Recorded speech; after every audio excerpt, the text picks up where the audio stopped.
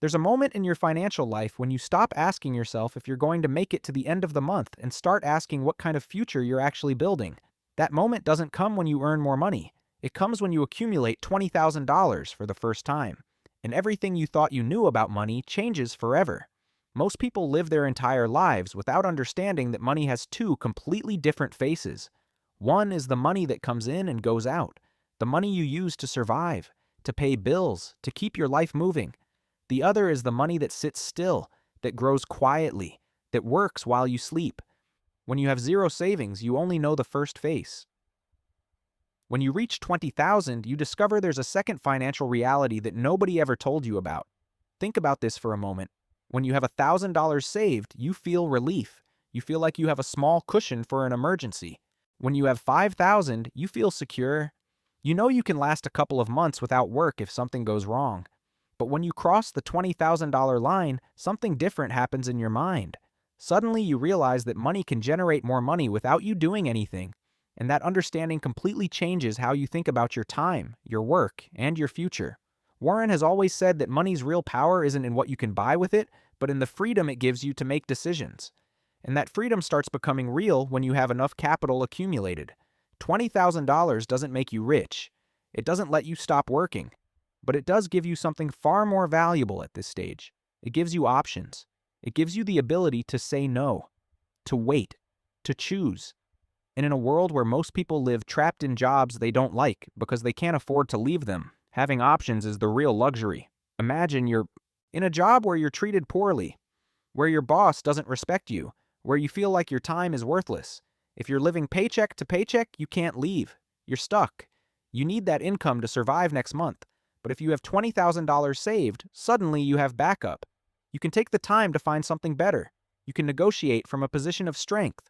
You can say no without it meaning the collapse of your life. That small financial cushion transforms you from desperate employee to professional with bargaining power. And that changes everything. But here's the part most people don't understand. The real change isn't just external. It's not just that you now have more options in the real world. The deepest change is internal. It's psychological.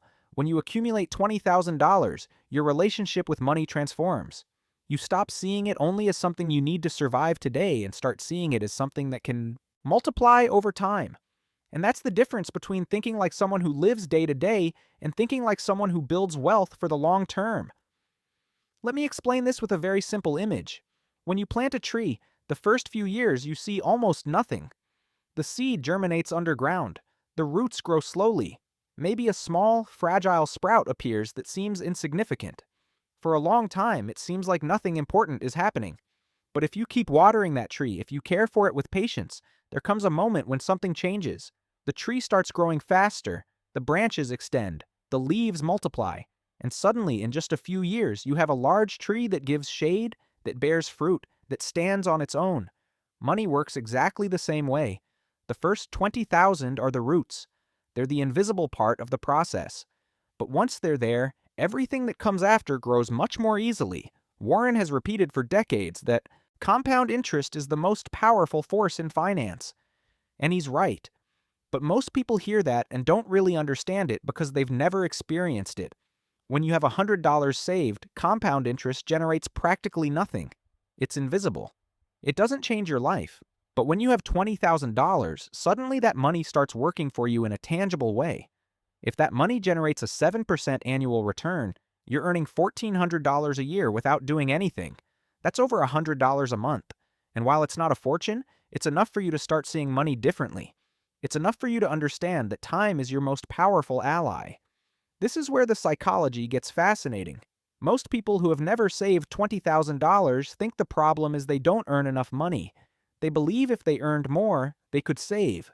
But that's almost never true. People who earn $50,000 a year and don't save anything also don't save when they start earning $80,000. Because the problem isn't income. The problem is mindset. It's the belief that money is there to be spent today, not invested in tomorrow.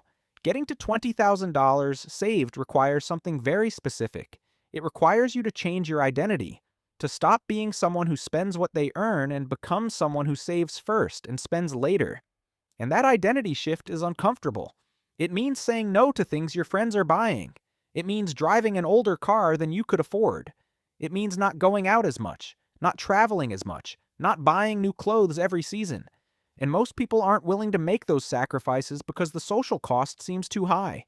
They'd rather look successful today, even if it means having nothing tomorrow. But here's the secret Warren has understood all along. Real wealth is invisible.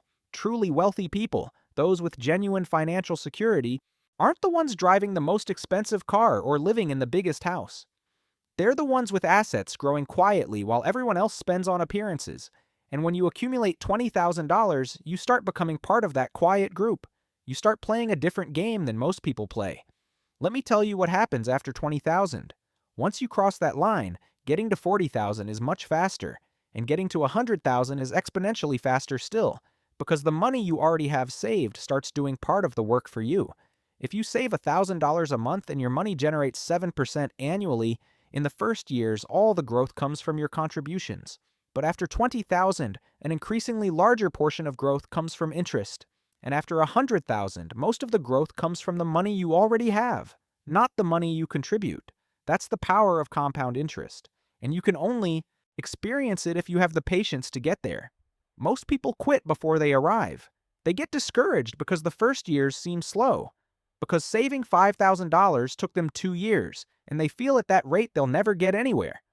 But they don't understand that the pace changes, that the second 5,000 is faster than the first, and the fourth 5,000 is even faster. Money has momentum. It takes a lot to get it moving at first. But once it's moving, it keeps advancing with less and less effort on your part. And this is where we come back to the idea of freedom. Warren has always lived very simply. He doesn't buy expensive things. He doesn't spend on unnecessary luxuries. He lives in the same house he bought decades ago. And people sometimes think that's strange, that someone with so much money should live more lavishly. But what they don't understand is that he already has the only thing money can really buy: total freedom. He can do what he wants, when he wants, with whom he wants. He doesn't have to impress anyone. He doesn't have to prove anything. And that's real wealth. When you have $20,000 saved, you start tasting that freedom. You don't have total freedom yet, but you have enough to feel the difference. You have enough to leave a toxic job. You have enough to take a month off work if you need to recover from something. You have enough to say no to someone who wants to take advantage of you. And those small freedoms change your life in ways you can't imagine until you experience them. But there's something even more important. When you reach $20,000, you realize you can do it. That you're not a victim of your circumstances, that you can control your financial future if you make the right decisions for long enough. And that's a profound mental transformation. You go from feeling powerless to feeling capable. And that changes everything. It changes how you see yourself. It changes how you show up in the world. It changes the kind of opportunities you seek and the kind of risks you're willing to take. The difference between someone who has $20,000 saved and someone who has nothing isn't just the money. It's the mindset. It's the belief that the future can be better than the present if you're willing to make the necessary sacrifices today. And that belief is what separates people who build wealth from people who are always struggling. Warren says something that sounds very simple but is profoundly true. He says risk comes from not knowing what you're doing. And most people don't know what they're doing with their money. They spend without thinking. They buy things they don't need with money. They don't have to impress people they don't care about. And then they wonder why they never manage to get ahead. But you can choose to be different. You can choose to understand how money really works. You can choose to build your first $20,000, even if it takes you years, because those years are going to pass anyway. The question isn't whether time will pass. The question is what you'll have when that time has passed. Think about the person you're going to be in 10 years. That future version of you is going to be grateful or resentful of the decisions you're making today. If today you decide to spend every penny you earn, your future self is going to be in the same situation you're in now, without options, without freedom, without peace of mind. But if today you decide to live below your means, if you decide to build your first $20,000, your future self is going to have something most people never have: control over their own life. And that's what really changes when you reach $20,000. It's not that you're suddenly rich. It's not that all your problems disappear. It's that for the first time you understand that the money game isn't about earning more, it's about keeping more. It's about converting your time and effort into assets that grow. It's about building a future where you have choices instead of obligations, where you can choose instead of having to accept whatever you're given. Most people are going to keep living day to day. They're going to keep spending everything they earn.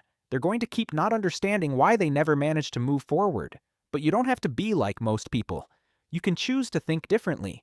You can choose to behave differently. You can choose to build something that changes your life forever. And it all starts with a very simple decision. The decision that today, right now, you're going to start building your first $20,000. It doesn't matter how long it takes you. It doesn't matter how many sacrifices you have to make. Because on the other side of that 20,000 is a version of you that thinks differently, that lives differently, that understands money isn't the final goal, but the tool that gives you the freedom to live the life you actually want to live.